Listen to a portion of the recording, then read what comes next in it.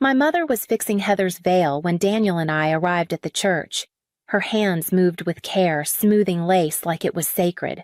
I hadn't seen that look on her face in years, focused, glowing, almost tender. Certainly not on my wedding day. That thought came before I could stop it, so I swallowed it like I always did. Heather, my younger sister, was getting married.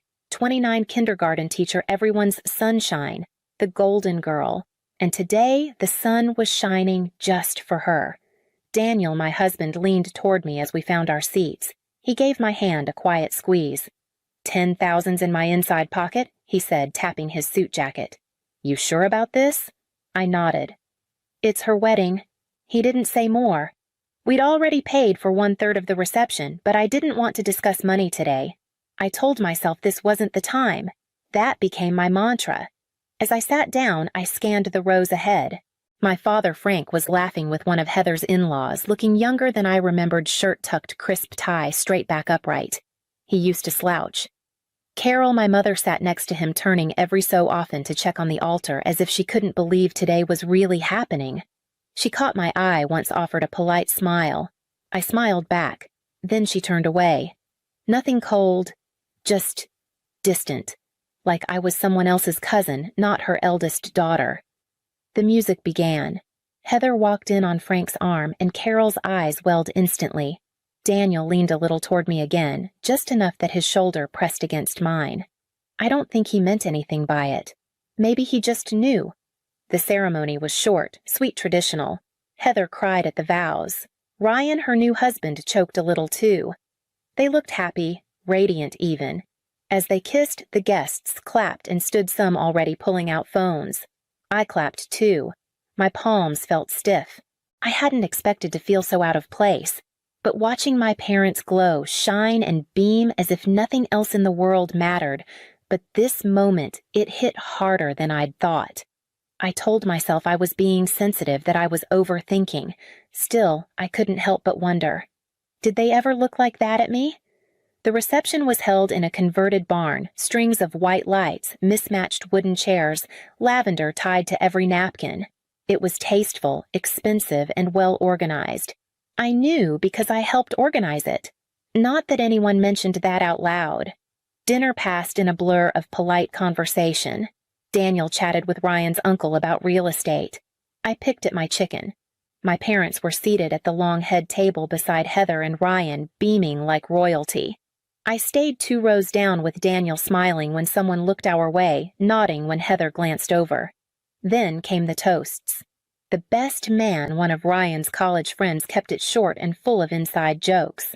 Heather's maid of honor, her childhood best friend, cried halfway through hers. Then my mother rose, holding a champagne flute with both hands. My father stood beside her, clearing his throat. Thank you all, my mother began, tapping her glass once.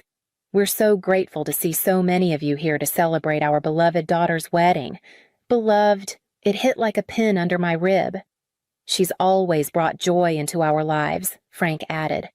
Always been full of light. Daniel's hand slipped over mine again. I smiled tightly and nodded the same way I had smiled through my own wedding dinner when Mom had stood up and merely said, "We're glad Martha found someone."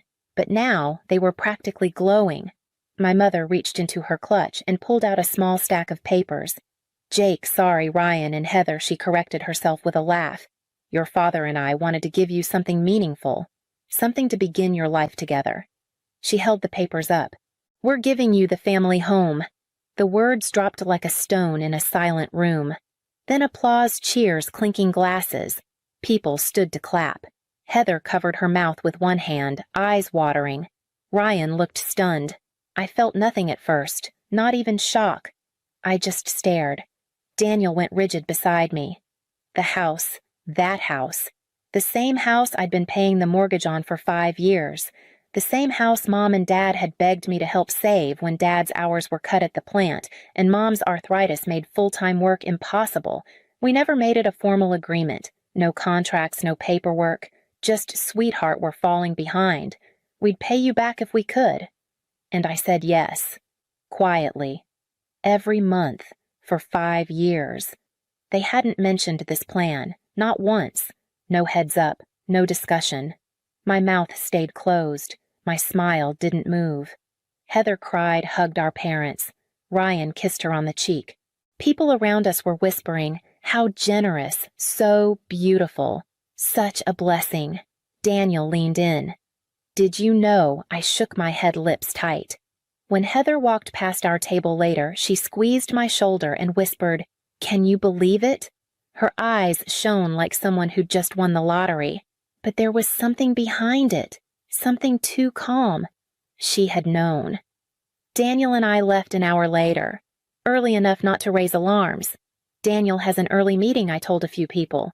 So happy for them, just tired. In the car, I didn't say a word until we were on the highway. Then the tears came fast and hot. I gripped my dress like I might tear it open. "I don't care about the house," I said, voice cracking. "It's the not asking. It's pretending like I was never part of it." Daniel didn't answer right away. His hand stayed steady on the wheel. "You were more than part of it. You carried it. They just didn't want to remember that." We drove the rest of the way home in silence. Not the sharp kind, just tired. The kind where words feel too small for what you're holding back. I washed my face and changed into pajamas before I said anything else. Daniel sat on the edge of the bed, untying his shoes. He looked at me like he was waiting gently, like he always did. "They didn't even hesitate," I said finally. "Just stood up there and gave it away like I was a footnote." He didn't interrupt. He knew better than to rush this kind of grief. I sat beside him, the fabric of my robe soft between my fingers. "It's not just the house," I whispered. "It's that they didn't even think it might hurt me." Daniel placed his hand over mine, warm and steady. And that's when the rest of it started tumbling out. I told him about my graduation, how Mom handed me a card with $50 and said, "Spend it wisely." How 2 years later, Heather got a silver Honda with a big red bow in the driveway. "She's just starting out," they said, like I hadn't been. I told him about my 21st birthday, how Mom and Dad said they couldn't come to dinner because Heather had a volleyball game, not a championship, just a game, and they'd already promised her. I remembered things I hadn't let myself remember. The way Dad always answered Heather's calls on the first ring, but let mine go to voicemail. The time Mom skipped my promotion dinner to babysit for Heather's dog. Daniel listened silent, but with that wrinkle between his eyes that only showed up when something really hurt him on my behalf. I didn't care at the time, I said. I told myself they were just busy, that I was being dramatic. But now, I looked down at my lap. Now it feels like I was invisible. Just the person they counted on when they needed money, not someone they loved. Daniel shifted closer. "You weren't invisible to me." I leaned my head against his shoulder. He smelled like clean linen and cologne. Like home. I just kept thinking I said if I worked harder, helped more, they'd see me. Really see me. He didn't say what I already knew. They saw exactly what they wanted, and what they wanted was someone who didn't ask for anything in return. 3 weeks passed. I kept my head down at work, answered only the calls I had to, and left my phone face down every evening. No one mentioned the wedding. No one mentioned the house. The silence was both mercy and punishment. Then one evening my phone lit up with a name I hadn't seen since that night. Mom Carol. I stared at it for 2 rings, 3, then picked up. Her voice came through bright like nothing had happened. "Martha, honey. We're having a little family dinner this weekend. Heather and Ryan are back from their honeymoon. We'd love to see you and Daniel. Just something casual." I wanted to say no. I wanted to hang up. But a quiet, irrational part of me, the part that still hoped for fairness, thought maybe they'd say, "Sorry," or at least explain. So I said, "Sure. We'll come." Saturday came fast. Daniel drove. I sat with my hands folded in my lap, staring out the window. The closer we got, the more it felt like approaching someone else's home, not the one I'd been paying for. Heather's SUV sat in the driveway. My parents' old sedan was beside it. I hesitated at the front door before ringing the bell. I no longer had a key. Carol opened the door, cheeks flushed like she'd been laughing. "Martha, Daniel." Come in, come in." She hugged me like nothing was wrong. I let her stiffly. Inside, Frank was watching a game with Ryan. He gave Daniel a firm handshake and offered me a distracted hug. "Glad you made it," he said, eyes already turning back to the screen. I scanned the room. "Where's Heather changing curtains in the dining room?" Mom said cheerfully. "She's been redecorating all week." I followed the sound of fabric and soft clinks. There she was, standing on a small ladder, replacing Mom's old blue curtains with cream ones.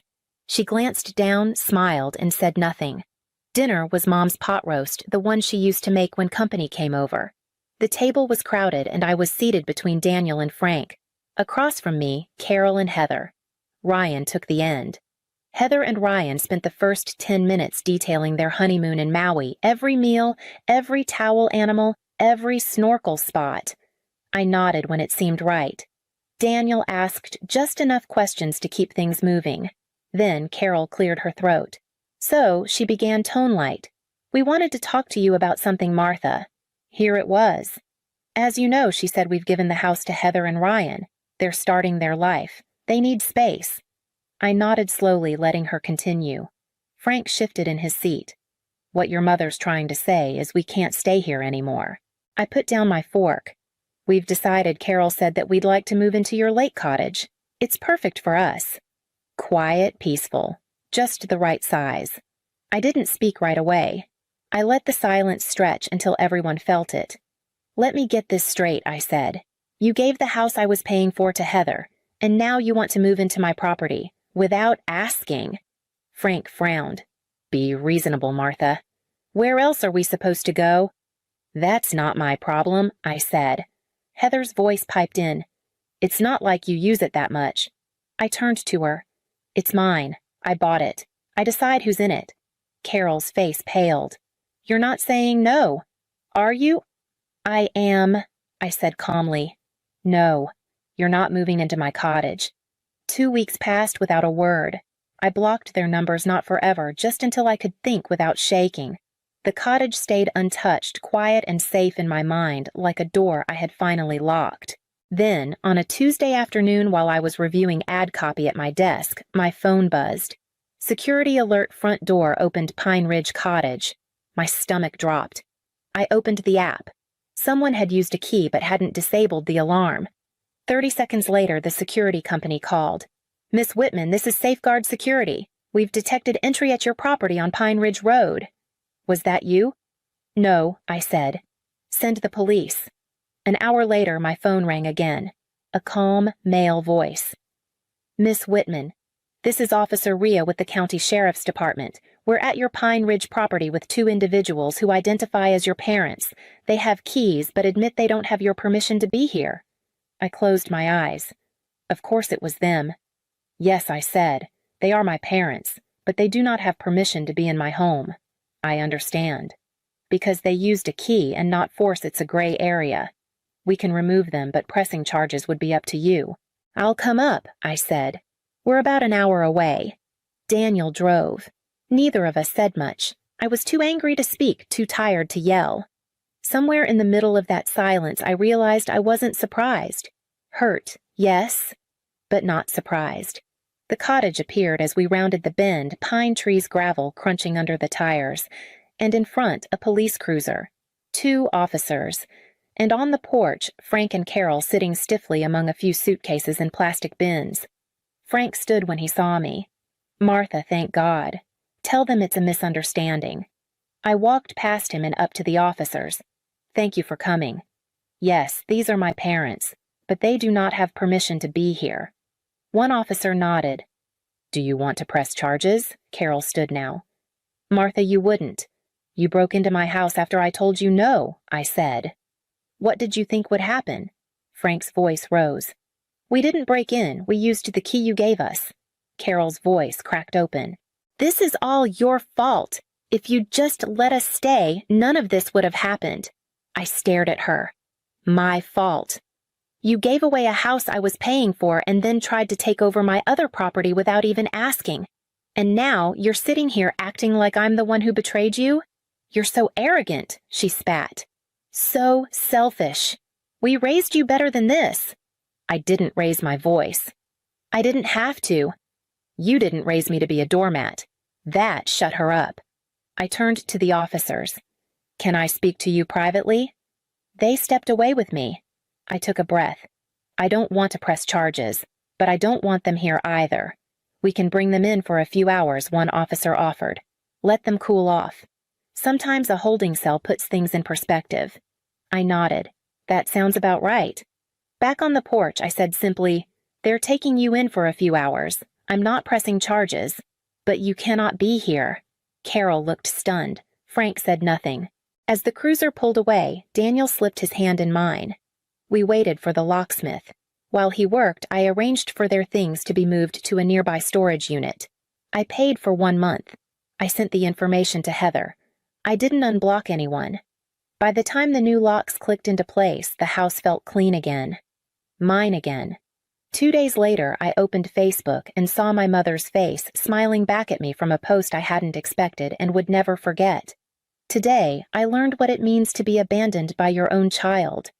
The caption went on for 6 paragraphs, how she and Frank in their golden years were cast out like unwanted pets, how I, their eldest daughter, had called the police and had them removed like criminals, leaving them with nowhere to go, no roof, no compassion. The post was public. There were already dozens of comments, some from old neighbors, some from family, some from people I hadn't seen since childhood.